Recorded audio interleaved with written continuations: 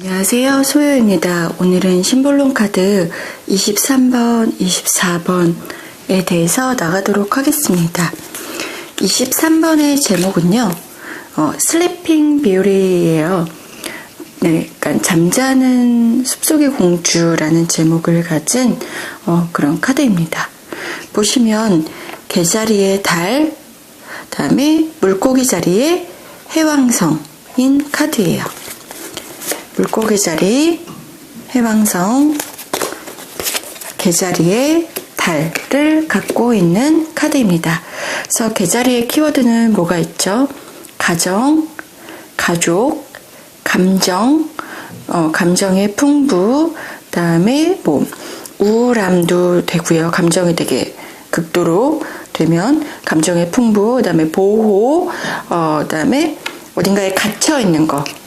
그래서 보호라는 키워드가 있는 거죠. 갇혀있음, 그다음에 무의식, 과거 이런 키워드를 갖고 있는 게 개자리죠. 모성애 이런 것도 있고요. 그다음에 물고기 자리의 해왕성은요. 그러니까 연민, 자기 것과 남의 것을 구분 못하고 다 퍼주는 무지개도 있죠. 꿈과 희망, 봉사, 그다음에 직감, 영감, 신비주의, 종교, 신앙, 꿈, 이상, 이런 것들이 물고기 자리 해왕성의 특징이 되겠죠. 자기 옷을, 그러니까 자기 옷조차도 물로 되어 있고 그거 다 퍼주고 있는 거죠. 근데 정작 자기 자신은 잘 못 챙기는 이런 스타일이에요. 약간 꿈과 희망에 심취해서 다 이룰 수 있을 거다. 좀 긍정적으로 생각하는 그런 스타일들이죠.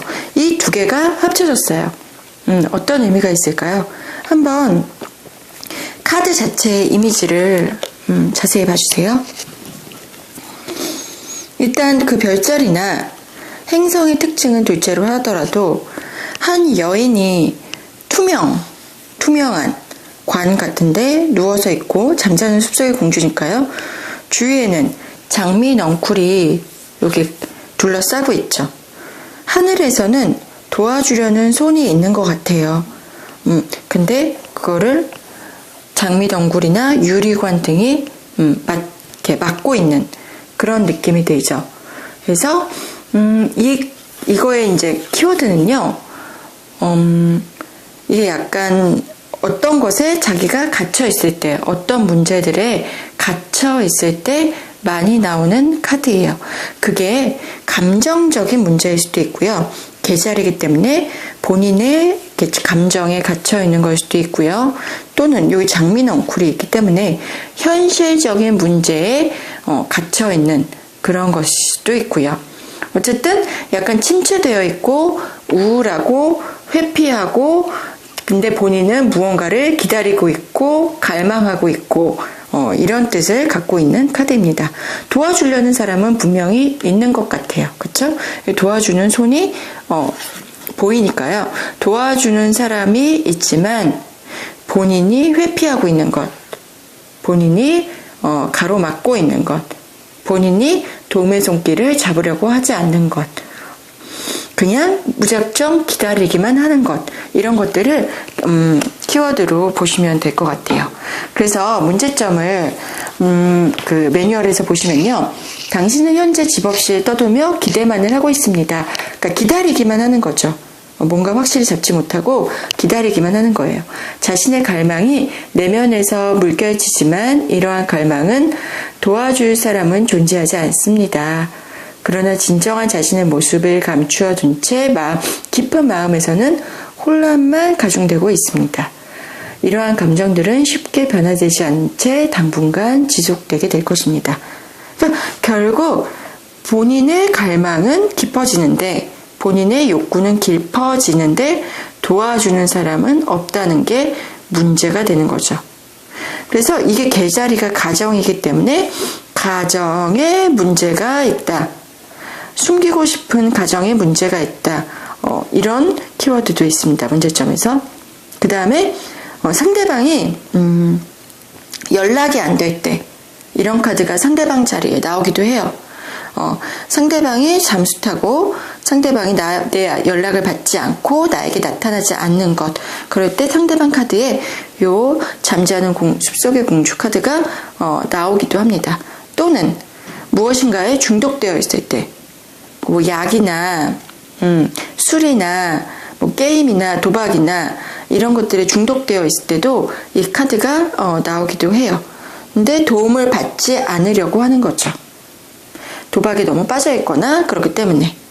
그래서 문제 해결 자리에 이 카드가 나오면요, 일단 매뉴얼에서 보시면 당신은 현재 고독하지만 한편으로는 하늘이 자신을 도와주고 있다는 것을 알고 있습니다. 이게 유리관이기 때문에 도와주려고 하는 손이 보여요. 그래서 본인도 알고 있다는 거죠. 자신의 꿈을 성취하려며 자신이 원하는 메시지를 느껴보십시오. 그러나 만약 외부에서 자신을 찾으려고 한다면 모든 노력은 수포로 돌아가게 될 것입니다. 그러니까 자기 안에서 찾으라는 거죠. 외면에 기대지 말고 이렇게 해라 하니까 이렇게 해라가 문제 해결점이기 때문에 외부의 도움을 받지 않고 본인의 내면 깊이 들어가서 본인의 직관대로, 본인의 느낌대로, 본인의 꿈대로 해결을 해라. 이렇게 되는 거죠. 그래서 본인의 내면 깊이 들어가서, 그러니까 본인을 성찰함으로 인해서 본인의 꿈을 찾아라. 네가 원하는 것을 무엇인지 찾아라. 기다려라. 너의 직관에 따라라. 너의 느낌에 따라라. 너의 꿈을 따라라. 이렇게 되는 거예요. 네. 이 카드 이해되시죠? 근데 이 카드가 만약에 좀 상대방 자리에 나오면 내가 되게 큰 고통에 사로잡혀 있다는 뜻이기도 해요. 아까 말씀드렸듯이 상대방이 잠수를 타거나 연락이 안 되거나 이렇기 때문에 본인은 되게 힘든 상태인 거죠. 23번 카드 여기까지 하고요. 24번 카드 보겠습니다. 24번 카드의 제목은요, 더 배틀이에요. 배틀. 전투라는 거죠.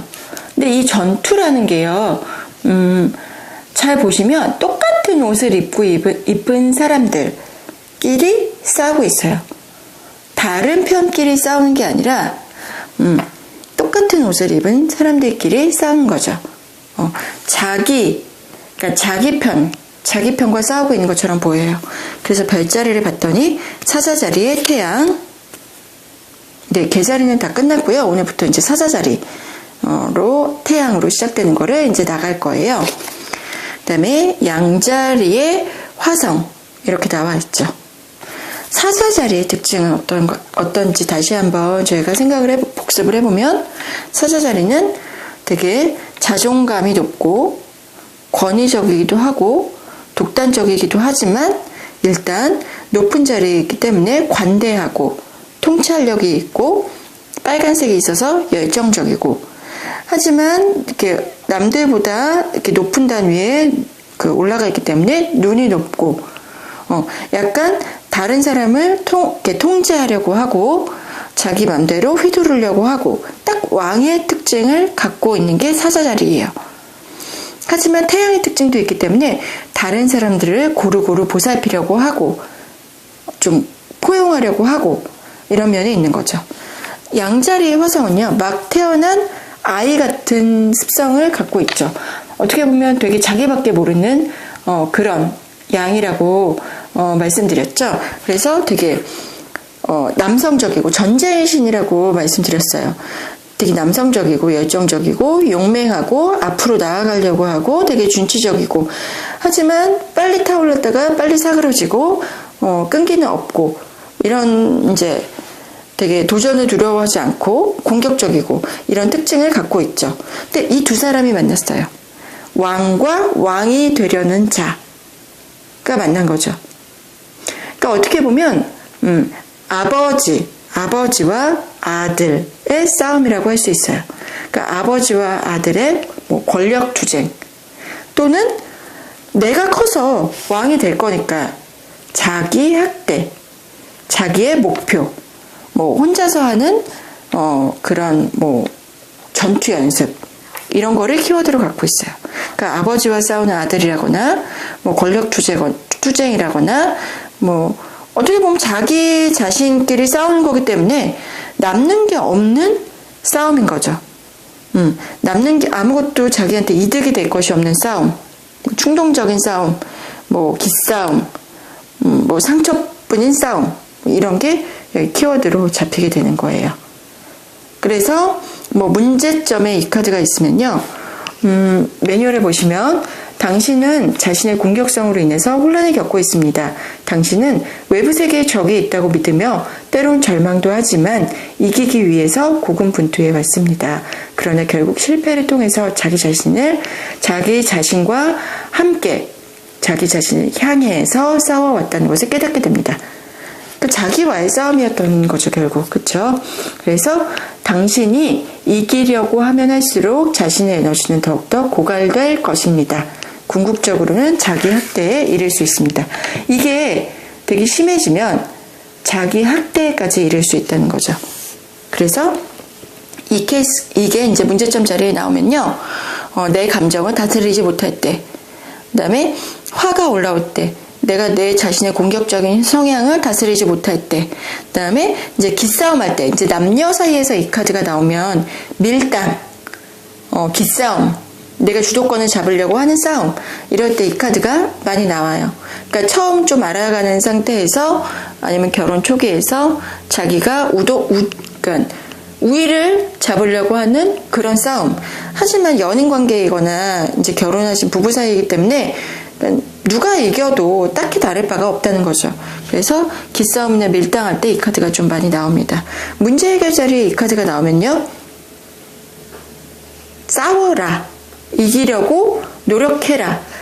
특히 자기 자신을 이기기 위해서 노력해라. 극기라는 거죠. 극기해라. 그래서 싸워라, 대항해라, 뭐 당당해라, 뭐 자존심을 잃지 마라. 근데 결국 이거는 본인 자신을 이기라는 키워드가 더 커요. 그러니까 자기 안에 있는 게으름, 자기 안에 있는 열등감, 뭐 이런 것과 싸워서 이겨라는 거죠. 그래서 매뉴얼에 보시면 계속해서 경계태세를 갖춰서 자기 자신을 이기기 위해서 노력해야 한다. 엄청난 각축전이 벌어지며 사투를 벌이게 될 것입니다. 그러나 승리나 패배가 가까워지게 되면 이곳에서 배워야 할 것이 존재한다는 것을 알게 됩니다. 즉, 작은 용기만 낸다면 자신의 적을 이길 수 있는 방법을 알게 된다는 것입니다. 이 카드가 이렇게 좀 10년 지나고 한 1, 2월쯤, 그러니까 뭐 한 3주쯤 지났을 때 좀 많이 나오는 카드예요. 왜냐면 그때가 되면 새해 계획 같은 거 세우는 것들이 좀 많이 흐지부지 되는 시기이잖아요. 그래서 본인은 이기려고 하는 노력을 많이 해라 라는 그런 충고 같은 의미로 많이 나오는 카드이기도 합니다. 네, 오늘 24번 여기까지 보겠습니다. 감사합니다.